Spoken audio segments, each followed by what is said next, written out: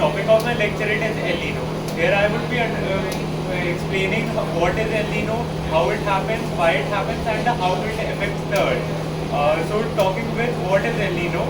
So El Nino is basically a natural phenomena where the accumulation of hot water in Pacific near the shore of Western South America happens, and due to which many other phenomena occur simultaneously.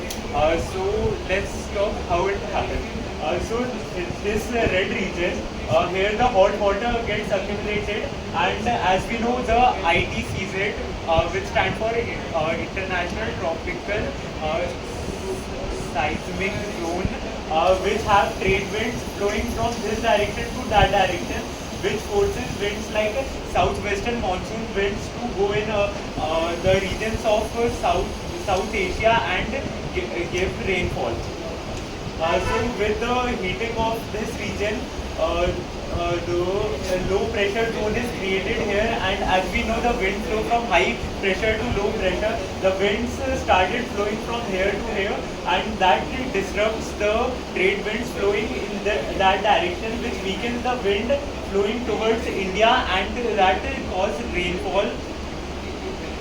So with this weakening of monsoon winds, the India and the adjacent region get lesser rainfall, and regions of South America and Pacific Ocean gets high rainfall because of the trade winds. And that makes a chain of event happening one after other. Like in the Indonesia and Australia, there is very dry monsoon seasons, and in North America there are many cyclones and tornadoes happening there because of the changed wind pattern.